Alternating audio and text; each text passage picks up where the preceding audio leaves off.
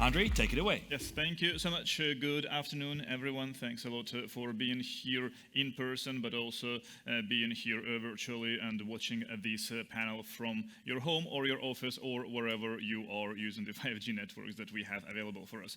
Very happy to be here today moderating this panel. Let's do a quick intro round. So I will start with the names and the titles, but then everyone will have a chance to do 2-3 minutes of an intro themselves. So we have here a great panel that includes François Duthilleul, Telco security technologist at Red Hat, Gunārs Danbergs, VP CTO and member of the management board at LMT, Piotr, Linke, mobile network security consultant at Palo, Alto networks, and joining us online is Jerry McQuaid, director telecoms and internet security at Ofcom. Please give a warm round of applause to our great panel today. Now, let's talk a little bit about who you are, where you come from, and the way your views are informed on this particular problem. So, François, can we start with you? Sure. What is it that you're doing, and what is your general stance in this conversation? Sure. Thank you, Andrii. So I'm working for Red Hat. I'm based in Belgium. I'm a solution architect, so dealing with telco cloud security.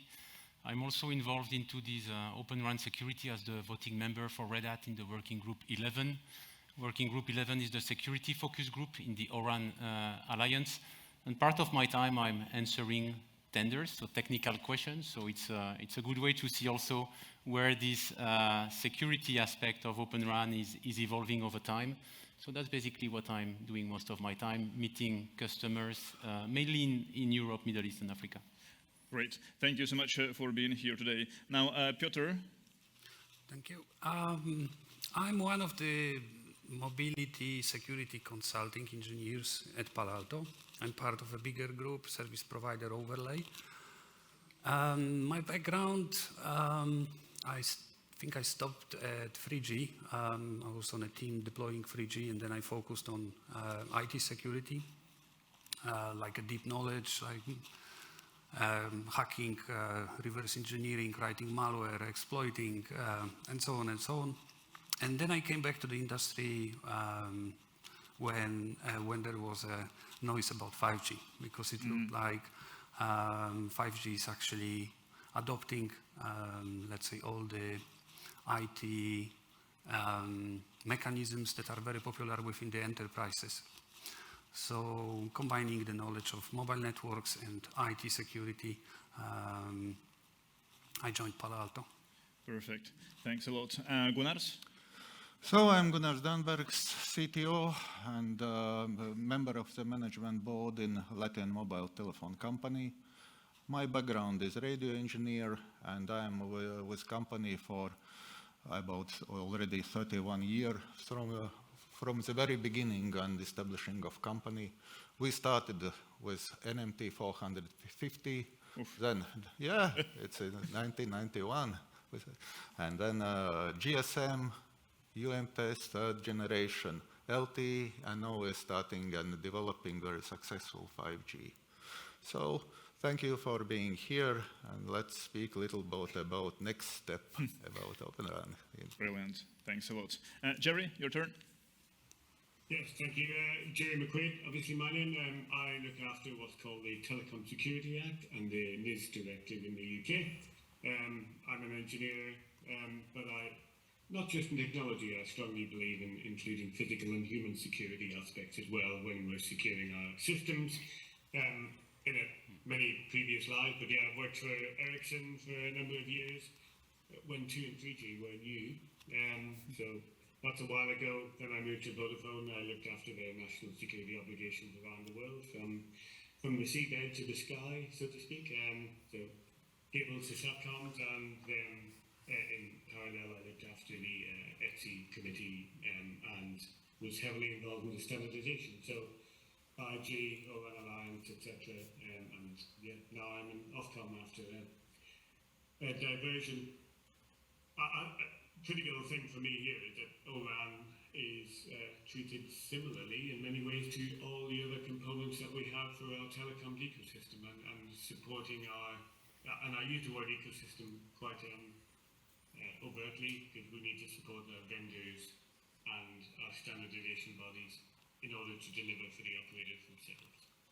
Right. So it's great to have people sitting in very different parts of the supply chain for telecommunications solutions. And I do hope that we will have some diverse points of view and opinions to discuss in this panel. Before we dive into that part, I would really love to set up the scene a tiny little bit. I do have to say sorry to the people who are very knowledgeable about this topic, but to make sure that everyone understands what we are talking about and why we are talking about this topic, I would really want to set some definitions and some general understanding of why this actually has become an issue and why we need to come together to discuss it. So, François, if you can start helping us out with some stuff. So, what is actually Open RAN? What are we talking about here? Okay. I hope that most of the people. Yeah, I do hope so as well. But we have to know what it is. But I'm happy that you did not ask me the question, what is edge, because usually it's much more difficult. So, but I think the Open RAN for me is an industry movement about trying to get market diversification because a lack of different RAN vendors, so and a high dependency.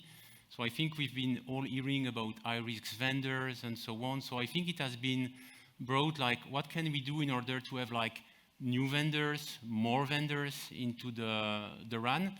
And it led to disaggregated architecture, basically. So it's a new architecture which allow new vendor to enter the market. But of course, when you are doing this re-architecture, it's introducing like more interface that needs to be defined, standardized. So this is what Open RAN is. But just to make the story more complete, I think like 1-2 years ago, there was still a lot of confusion because people used Open RAN in one word, in 2 words, they are speaking about ORAN. And I think your question is more like, what is Open RAN being 2 words, which is an open radio access architecture, but there is also Open RAN in one word, which is a telecom infra project, which has the ambition to realize an Open RAN architecture, and they are basing themselves on 3GPP specification and ORAN alliance specification as input. So I think it's good to know that there is the concept of Open RAN, there is Open RAN, which is the TIP project, and there is the ORAN, which is like standing for the ORAN alliance, which is a community of service provider, of vendor, of research and academia that are complementing the 3GPP specification, redefining the architecture and this interface. So at the end, even if the question was simple, you can spend a bit of time to clarify the terms. I really like this this event in general. Like whenever you ask someone a very simple question, they are always able to make it complicated. So thank you, François. You never disappoint. So okay, so for now we're going to keep things more on a conceptual level, but I'm sure that we're going to dive deeper into the actual applications later in the conversation. So I will switch to Piotr. And so what is the difference then? So we have this Open RAN concept, Open RAN approach. Well, how is it different from what we are using right now in the current 5G networks that we are using in our daily lives? Okay, so this, let's say, openness. It's also introducing risks, right? It had to be open because, just like François said, the more players on the market, then the bigger chances that the solution is going to be cheaper. And let's say, because of the commercial model, I think there are a little bit of compromises when it comes to, let's say, the potential capabilities of the platform from the security perspective, as well as, let's say, the best practices that could be actually applied to such applications, right? Because it's all applications. It's still developing. I had a chance to read all the paperwork that your group has created. I think the last published information was from June. It looks really promising. Okay, there are still couple of things missing, in my opinion. For example, the only vulnerabilities that can be out there are related to the open source. Well, that's not necessarily true, because the custom-made applications, they are also vulnerable, it's just that we don't know about them, right? So there is no one basically fuzzing them, reverse engineering, brute forcing, and so on. I think on the last session someone said that, hire a hacker to catch a hacker, basically. So maybe as a suggestion to the group, maybe you should also try to look at some people from the external, let's say, security communities that would have a different point of view, different aspect, right? So it's definitely different approach. It's more open, but on the other hand, it doesn't give, in my opinion, all the possibilities to secure that openness. Right.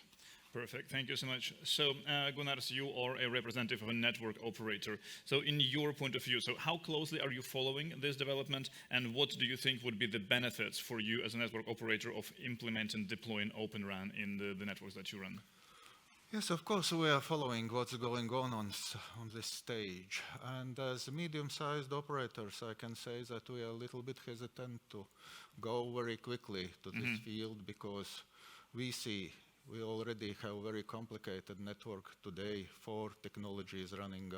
We are running 4 technologies, and there will be, of course, we are based almost fully on Nokia. Next, all RAN and fixed partner from Nokia, and transmission PTN lines from NEC, and where we saw real problems, it's on the edge of 2 vendors between NEC, Nokia Ericsson. Not major problems in one vendor equipment. So for medium-sized and small-sized operators, as we are, and some operators in Eastern Europe, we would be very cautious about implementing a lot of new players in our network. In this case, we have to be very sure that it will not lower quality of the network, throughput of the network. So, and we are calculating today, looking what's going on in O-RAN Alliance and what specifications are done there,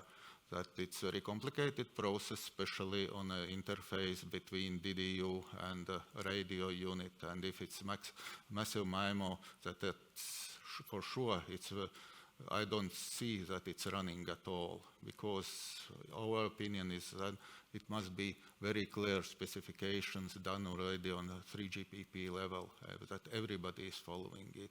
But we are, of course, what we see is niche for Open RAN. It's on some private networks, which are only nominally connected to commercial network, and then everybody can do, and we will do it, of course, to test it. Various suppliers from off-shelf equipment, servers, and so on. But in our commercial network, we will look for 1 or 2 years what's going on with all tests. A lot of tests are doing around Europe. So that's our Right, yeah, that makes sense. But still, when you weigh those risks and benefits, what are the benefits? Benefits, of course, would be more players, more vendors in our business, and risks, of course. Risks, it's security risk if we are working. Well, if we stay for a lot of vendors, then I have to be very sure about all. Is it Dell, Cisco, or open source Open RAN? We have to test every piece of software in this case. We can't trust to any. But it's true, yeah. If you would like to run it, to be sure there are no open doors in any software in it. So it will ask additional money, additional employments in employees, that's for sure. And then we have to weigh up risks from one sole supplier or 3 or 4 suppliers in this case. Right. Yeah. Now your position. But it can be calculated. Yeah. Everything must have to be calculated in money, and it can be calculated how much it will cost. Right. Thank you so much. And Jerry, I'm going to turn to you now and actually move towards the topic of this conversation, the headline of this conversation. So why are we actually talking about the potential security implications of Open RAN? How are they different of the potential security implications of the RAN solutions that we have at this point? And what do you see as the main security threats? Yeah, thanks. Well, the usual. There's a number of reasons, and there is no magic bullet here to solve the problem. It's complicated. But let me go straight to the technical aspects. We can't talk about Open RAN without talking about open source software, and I've already heard that earlier on. And the use of open source software in Open RAN isn't too much different in some cases to the use of open source in our traditional hierarchical or vertical vendors. So I wouldn't want anyone to think that the use of open source means that the systems are axiomatically more secure. But there's another step to this, the application of secure by design principles at this layer. I think imbuing that into the R&D side of it will make a difference. And that's not to say, I suppose, traditional vendors haven't done that too, but the potential and likely increase in components and interfaces, because remember, we're now standardizing interfaces that were somewhat hidden and from different vendors, that is a particular challenge, and ensuring that all those inputs are aligned to the appropriate level of assurance and making sure they all interoperate properly, that's going to be quite difficult. Because security isn't all, security is about availability as well. It's not all about confidentiality and integrity. So supply chain risk isn't removed at all, but it may well be more manageable if vendor lock-in is less likely. And I think that's an important thing. If you have one security issue with one vendor, there may well be options here in the future. I think it's always, and back to Gunārs' point almost, it's worth remembering that operators can't make changes to the networks lightly. They have to make sure it works. They have to make sure that the functionality is there. They have to make sure that there's an appropriate level of security assurance. And that security assurance level is definitely changing in terms of understanding. Performance, I know it's a security discussion, so I won't go into details on that, but that's another reason why we're talking about Open RAN a lot. Diversity of supply, again, back to that one, whether we like it or not, there are not that many traditional vendors out there, and that is a security and resilience risk in itself. So Open RAN definitely provides a sound potential for more options to be made available to the operator constituencies. And finally, the topic I do dwell on a bit is complexity. Whilst we envisage that there will be more security controls in more standardized places than we had in the past, there's definitely a complexity in ensuring that they are all appropriately configured or implemented. The availability isn't just enough. And that introduces an element of vulnerability, usually in the governance perspective as opposed to the technology delivery perspective. But I would like to borrow a phrase and say that's a known none. We should be able to manage that through better governance, and dare I say it, that's something we do require in the UK under regulation.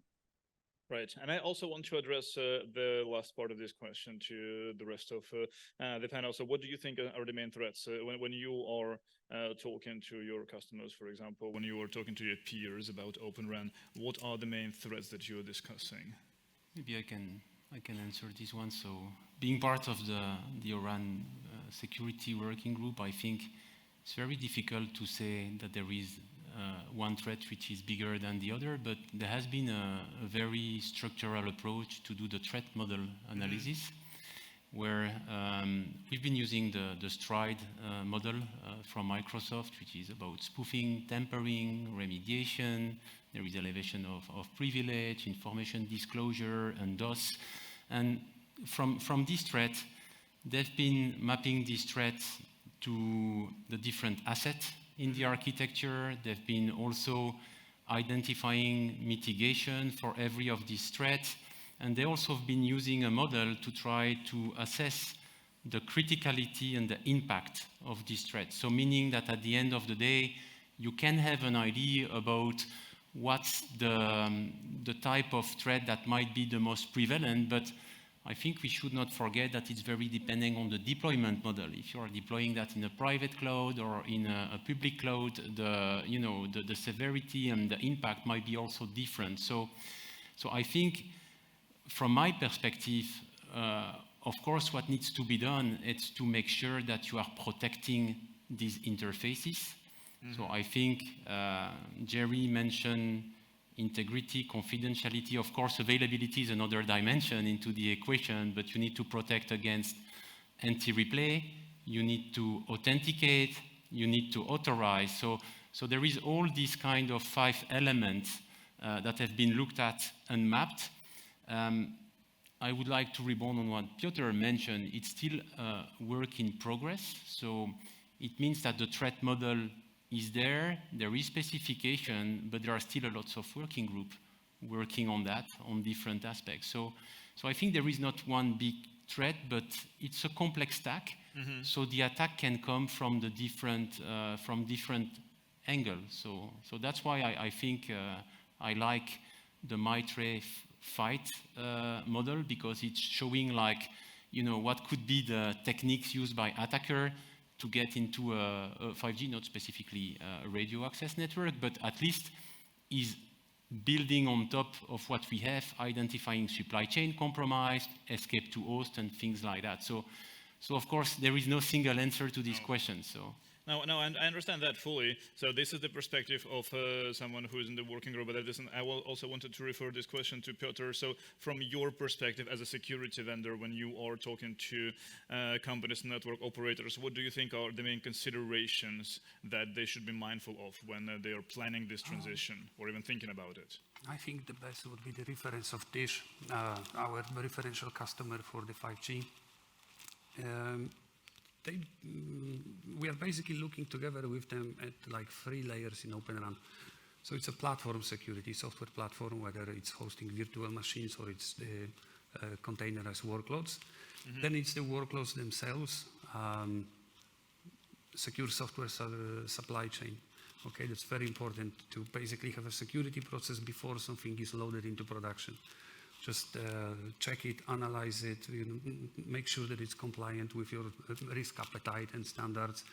And then once it's in production, monitor it. Okay, have something basically small that's going to reside next to it, and it's going to keep observing what's going on with those network functions. And then there is a third layer, which is basically the whole Open RAN functionality, all those interfaces, all the applications, basically all the modules, the CUDU, the stuff that is doing the encryption, authorization, key exchange. The community can take care of the design of security processes and flows of the workloads, but you still have to secure those IT workloads, okay? You may have the most robust authorization, basically, when a software component wants to talk to some other component. But if there is a vulnerability in the process which is serving that function, okay, it can be exploited. So this whole concept of very complex, robust security will be useless. Because if there is a vulnerability inside of a web server, for example, or a database behind it, which is serving some workloads, then attackers will try to exploit that. Okay, they will not go after the logic, the authorization. Is this, Gunārs, does this sound similar to your own considerations when you think about it? Yes, it's quite similar, because our opinion here is that there must not be trusted without checking. Trust without check is nothing. And even with Nokia, we have visited Nokia before. We know all processes of Nokia, their quality standards, how they are following these standards, even on planning production phase. And it's very essential here with the new suppliers, potential suppliers of Open RAN parts. We have to be sure that all is aligning with quality and security standards, to look on their procedures, how they are keeping up cyber security, how they are tested all their software. It must be done before choosing your vendor, and it must not be done only once. It must be done from my point of view, at least every second year when something changes in software. We have to be sure that all is in these parts are cyber secure, and all is done. At least it can't be done everything, of course, but at least to lift up all security levels. So it must be tested and from our side and from every operator side.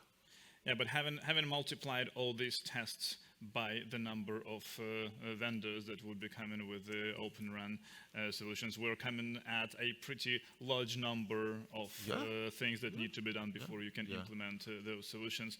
Which brings us to another question that I wanted initially to address to Jerry, and then for anyone who wants to take it, that with all this patchwork that we will be seeing when Open RAN is closer to its implementation, who do you think should be and would be accountable and responsible for the security of the solution? Is it because we have the vendors, we have the actual developers of the solutions, we have the network operators, we have the regulators. Whose responsibility and accountability is it going to be? I get asked this a lot, actually, and I have multiple answers depending on the scenario. But so when I'm asked this normally, the difference between responsibility and accountability is quite important, actually, and that sometimes the words are conflated and they're not. But to be really blunt, and if I put a legal hat on, the operator is accountable for the safe and secure operation of their own networks and services, and that's the case in most countries. But there is a bit more to this, and it is incumbent on each and every part of that supply chain to cover the basis of their own products and offerings and services. So the sum of the part is actually achievable in the final system, and the operator gets what they need. And that's really, really important.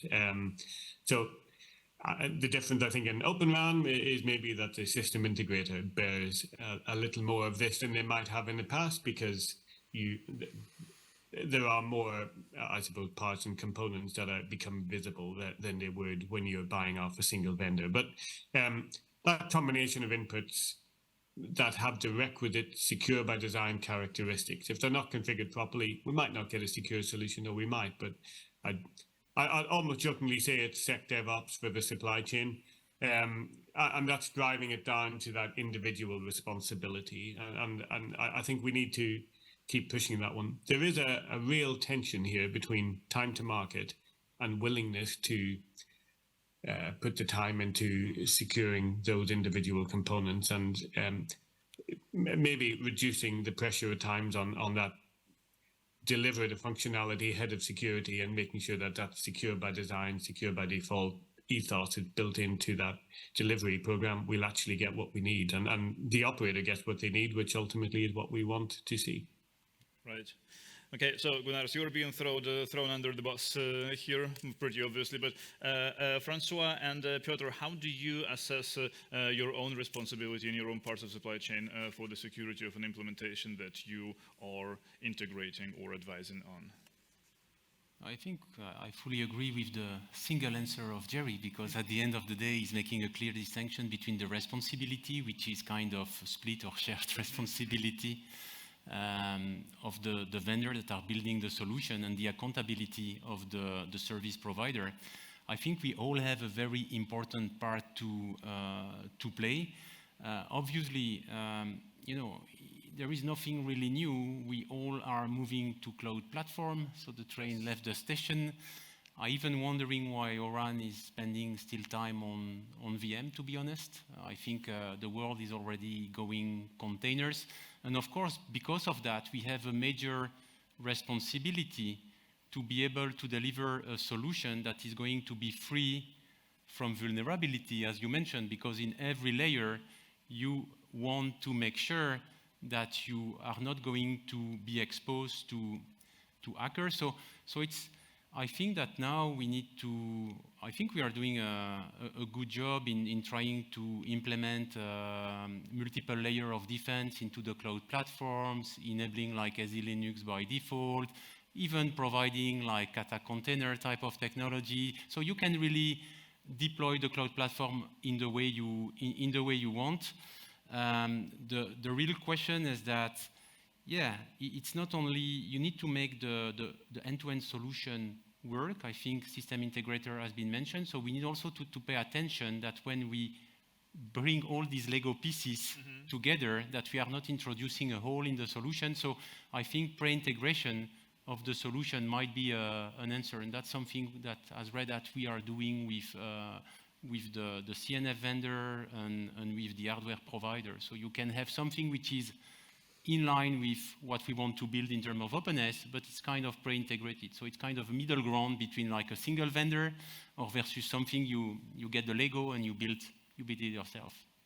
Does it make the solution much more expensive? These additional steps.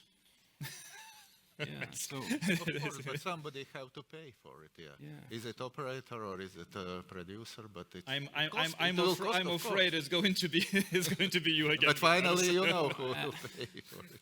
Subscribers. Subscribers, yes. Oh, or us, Yeah. one way or the other. yeah, and at the other end, I think there is no free lunch. I think except here in 5G territory, so when you can have a free lunch. But at the end of the day, when you get a security problem and you get an outage in your network, it's a lot of money as well. So Absolutely. I think the problem that I've seen over the years is that security was always seen as let's fix the problem when it happens. I think we have the opportunity right now with the technology that we have to go very much left, as mentioned by Piotr. We need to start with secure coding. So just testing is not sufficient. You need to make sure that the best practices are implemented by the developer, because at the end of the day, you are going to enter a different chain. The supplier will have his chain. He will need to provide an evidence of the provenance of his software, because even proprietary software, are you making use of open source? It's off the shelf, you can reuse it, let's take it. But if you don't know what is in there, there is a big supply chain risk. So yesterday we had this 2 hours workshop organized by us on securing supply chain for 5G.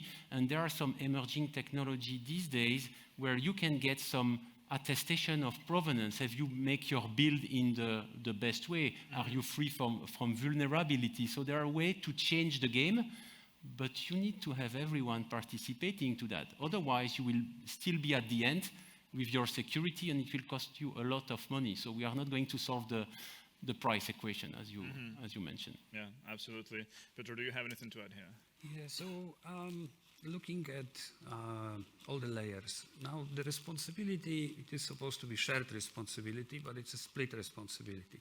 It's a bit murky, blurry. So looking at the W11 group documents, it's going to be the system integrator who's going to do interoperability testing after there is a software upgrade, for example, in one of the network components.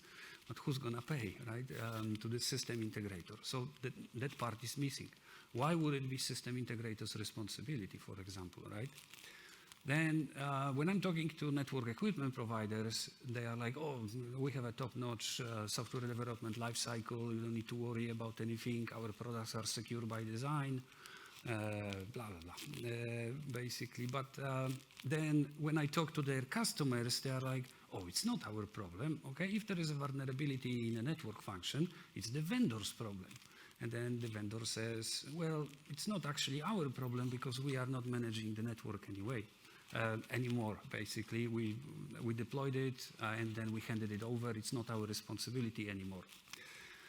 So it's a bit complex. And the same thing that I'm looking at the work group 11 documentation appears over there. Everybody is responsible for monitoring for vulnerabilities. So the network function vendor is supposed to monitor and fix them and also bugs, okay? Then you have a service provider that is managing the platform, and he's supposed to be, or she, responsible for also scanning for vulnerabilities in the network function and also in the platform. And then there is platform owner, vendor, who's also responsible for doing exactly the same. Okay, so how do they cooperate? What's the SLA? If, for example, you guys find something in the platform or in the network function, how do you, let's say, force fixing this on the vendor? What's the SLA for vulnerabilities and bugs? Okay? And it works the other way. If, for example, you guys in the platform or the network equipment provider in the network function finds a bug or a vulnerability, how would they know that your guys actually running the vulnerable version today and they need to notify you as soon as possible? Who's obliged, what's basically enforcing this disclosure, for example? What's the SLA both ways? When they find something, the customers find something, or it's actually the vendor themselves that found something? Do they do risk analysis? And it's like, nah, no one's going to hack them. Come on, it's a small country. Like, how does it work? Is this something you have solutions for? No, very difficult solutions, but if I may say some words about maybe solution is some Open Run Alliance or Open Run Society. I remember the beginning of 90s when NMT system, phones were about 2 kilos and then it developed to handhelds. And there was certification of every phone of society, and every phone to get to put in the system or NMT network got certificate for it, that it's working for according standards. And maybe here is also some solution that vendors who would like to play in this game, they are putting money in some certification body to get certificate, at least for cybersecurity, and somebody is tested, some independent. And then it's more easy for me to go for that. I had a chance to have a sneak peek into the TSR and the TSCP, I guess. These are two, there used to be guidelines, they are now, I think, policies, right, for service providers in UK. They had a very good set of practices. Yeah, the vendor security assessment. So that's what we've been working on that. So I think it's really nice because it's the National Cybersecurity of the UK that has been like sending a document which is now an annex, or it has been incorporated into the telecom security code of practice, which is a way for a supplier to assess the level of maturity on security for the vendor. So I think it's a good thing, a really good thing. So we as Red Hat, we played the game and we answered all these tables one by one, and we published that on our website.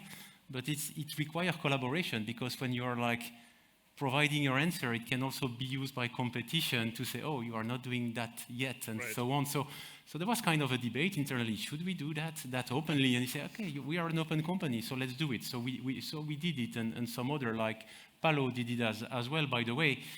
I want to come back on this SLA just for one second. For Red Hat, it's very clear. We do have a support policy, which is saying we are going to fix this severity according to our Red Hat severity score, which is an objectivation of the CVSS score of any vulnerability. So we are looking at the CVSS from the NVD. We have a CVE database, and we are getting the score, and we are going to fix critical, important, low, moderate, not, but it can be discussed with any customer if they believe that the moderate can have, as mentioned, can introduce a risk. So it's kind of very clear. We are not taking SLA because it's impossible to take SLA in an open source community. You need first to go upstream first to get consensus, get done. But we are kind of publishing a risk report where all our customers can see that over time, we are always kind of decreasing the time to fix problem. And I think reporting problem, there is like this CERT and this security, product security team where anyone can send a vulnerability. If the vulnerability is critical, we have an embargo. We are discussing with all the stakeholders, and then you have the 0 day where the patch needs to be already like available. If not, it's a not fix. So I think, of course, taking a solution SLA, it's still a different problem, but there is nothing preventing all actors to do the kind of the same for the application. If I have a CVE, I commit to that, and then it's a negotiation between the service provider and the supplier to say, sorry guys, just not acceptable. So we are going to put penalties, or we are going to negotiate that we get a better response. But I think there are really things that can be done today. Right. Well, that's really good to know. And Jerry, back to the to what Gunārs said about the certification body. From the regulatory point of view, is that something you see happening, having the certification body that would test and certify solutions as secure to be implemented? I have to say, it was lovely to hear the reference to the TSA code of practice and vendor assessment. I feel my work's done, but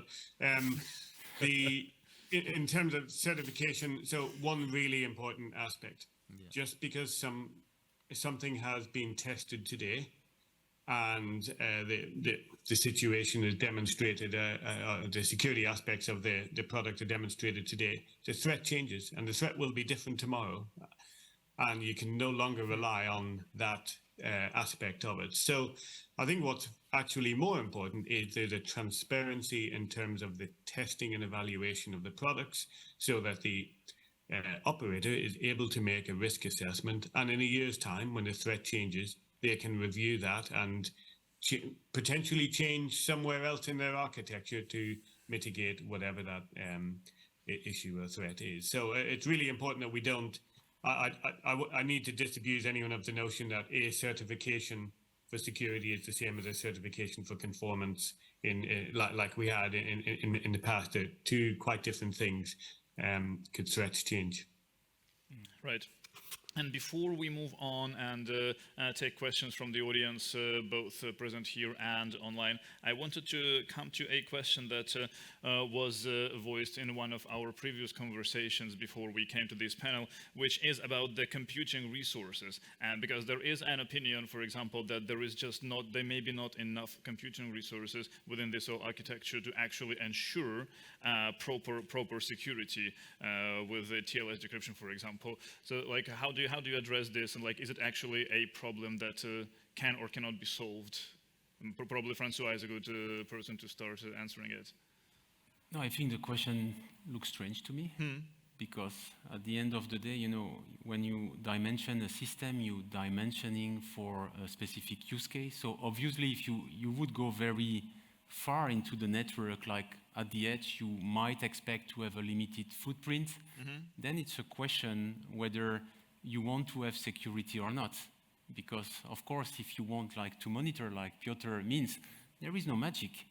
You need to have something to monitor what's going on. And there are nice technology and like eBPF, for example, that can really monitor what's going on, but it's consuming a part. So I think it's more like the dimensioning, design, the constraints, but I think for me, like this encryption and so on is a question about potentially the performance impact you will get when you are doing encryption, or performance on the throughput or on the delay. So there are always been in the telecom network constraints that are imposing you specific solution. I think like 25 years ago, I was always hearing these 50 milliseconds. I even do not remember why, but there was 50 milliseconds. I know it was 50. So now I think we should not be worried, because the way we work in cloud is that you do not have like limit of compute. It's just if you limit yourself to one compute, yes, you are limited, but normally you should be able to scale. Of course, at the edge, there are some challenges because you have really limited resources. So you need to make choice about how far do you go with the technical controls. Do you want to have MACsec, IPsec, and encryptions, and do you have a TPM to store the secret, blah, blah, blah. So it's not, you know, for me, it's a non-problem. So it's a dimensioning and cost type of equation. Right. Yeah, so from the business model, right, it has to be cheap. It has to be cheap, and it cannot be over-engineered, because well, the role is pretty simple, right? It is supposed to hook up the radios and then take the traffic, encrypt it, and then send it to the core. But then customers, they have certain requirements. Like, for example, they want to implement encryption between the radio and the core, like on the N3 and 2 interfaces. So then you have the security gateway again. Okay, there are multiple Open RAN vendors that they have no capability to basically introduce any encryption on the Open RAN itself. So the tunnel has to start on the next box, right? So I just spoke with one a couple of weeks ago, and I was like, why don't you put, because it's all containerized, why don't you put like a IPsec, I don't know, FreeSwan or something from the open source community, and just start encrypting on it?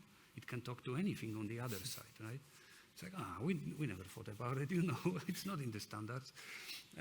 So it's quite interesting. Then you've got the PKI management. So if there is an encryption between the backhaul and the G-node piece, then customers are worried that basically someone will introduce a rogue Gnode B and it's not going to present itself with a secure certificate, for example. So then you need to have a certificate management, okay, on top of this. So the security requirement, they grow, okay? If we continue as an industry squeezing vendors to basically make it as cheap as possible, then where is the end of it? Like how low they can go? Can they? It has to be profitable, okay? Otherwise, it's going to be a compromise. So I hope, just like you said, that there will be space for security. I mean, I really don't see how, like, so then who has to make this balance happen between this being a race to the bottom, but at the same time not having the price ballooned beyond all recognition? Like, who is it? Who is going to be? Is it going to be the decision basically down to the network operator of whether they're buying it for a certain price or not? I think it's not easy to answer because at the other end, I think the regulator has a role to play, but the question is where do you put the bar? Because if the regulator is putting the bar like too heavily on security, he will get a big opposition from a lots of service providers to say, no, then we are not profitable anymore, and it's impacting our plans and so on. So it's not easy. I'm really dreaming about like a minimum baseline security requirement that could be accepted, but I'm a dreamer, of course, by everyone. But still, you still have these national security agencies. You still have like this country, even if we have ENISA, and we have lots of initiatives, it would be so nice to have like a consensus about a minimum security baseline so that we can go into the economy of scale of everybody reusing the same tools, automation, and so on, and everybody agree. I think there are still lots of fragmentation in the security market, which make the equation very difficult. Yeah. I saw Jerry smiling happily. Jerry, do you have something to add here? Yeah, I do actually. As you might not be surprised. So, well, look, in many respects, some of those questions are answered. Security, there is a cost to security. It's not always as much as people think. If you didn't do it right first time, it's going to cost more second time around. Really, that's where that design aspect comes in, and driving for good security specifications and good standards ultimately means less regulation and better security outcomes in the end. And you don't have to do it twice. But we don't argue about better security in air travel safety, do we, at the minute? We are getting into the world of safety critical systems running over 5G networks. So we need to bear that one in mind. But I think it's back to the point, the minimum security baselines are, in my opinion, they are very much delivered through that secure by design process in the standardization bodies. And the more people we have asking the same thing and espousing the same opinions and requirements, the easier it is actually. And anyone who's a vendor will want that as well, because then they're all working to the same target and the same requirement. And as an operator, you're not worried about your competitor getting one over and getting ahead of you by buying the cheaper product and getting away with it. And ultimately, I think that's where we need to be. But the minimum baseline, in my opinion, put it through the standards, and the risk management, well, you're very welcome to copy and paste what we have here as well. But that's more seriously, I think the more consistently we ask the same questions of everyone in the ecosystem, the better it will be for everybody. Brilliant. Thank you so much. So this is a great point to finish this part of the conversation. And if we have a little bit of time, can we please squeeze a couple of questions from the audience, if there are any, and from the online audience? And I'm very curious to learn about the result of that poll of yours. Yes. First of all, let's start with the audience here. There is a question, so let's get a microphone there. And meanwhile, looking at the audience poll, I will bring it up. Okay, one question sort of, I mean, as you know, 3GPP and GSMA, they have the security assurance specification. So how do you see this for O-RAN? Because you have many interfaces and so on. Do you see something upcoming like security assurance for O-RAN in O-RAN or in 3GPP? Who would like to take it? I will take it. So I think I've not been seeing anything related to assurance right now in O-RAN. I've been mainly focusing on this working group 11. So the short answer is I don't know. I think assurance is really a topic which is dear to my heart, because I think we need to, as mentioned by Gunārs, we should not trust, we should verify. So I think the assurance aspect is one of the key aspects that the industry is currently working on. So I think in the US, ATIS was the first to write a document specifically on 5G supply chain with some level of insurance. What we see in terms of supply chain security, we have a framework called SALSA, which stands for Supply Chain Level Software Artifact, which is trying to give a level of assurance for the different threats in the software development process. So they've been focusing on the build, but you can request now, or let's say now in the 6 months or years to come, to your provider that is saying, oh, that's my 5G CNF for the radio network. Here it goes. Okay, which level do you have of assurance that you've been doing a good job? Are you level 1, level 2, level 3, level 0? You have not doing anything. So you hope that they will be level 3, so they can prove that they've been doing a good job. I think for 3GPP and O-RAN, we are not yet there, but this is probably an area that is going to grow in the 2-3 years to come, according to what I think, but I hope at least. Thank you, François. Raja is asking, how can Open RAN operators and stakeholders stay informed about the security threats? Any quick tips? Read the papers. Yeah, No, I that's the think they only can. way today. No, I think, the thing is that in order to be informed of the threat, of course, you can read the paper. There are also threat intelligence. The question, if it's really the threat, I think indeed it's a paper and the threat in intelligence. I think security agencies are also sharing some of this. When it's about the vulnerability, there is a very easy way to get informed. So you can subscribe to API, for example, for Red Hat, and then you get directly, regularly, like the new CVEs, the new advisory.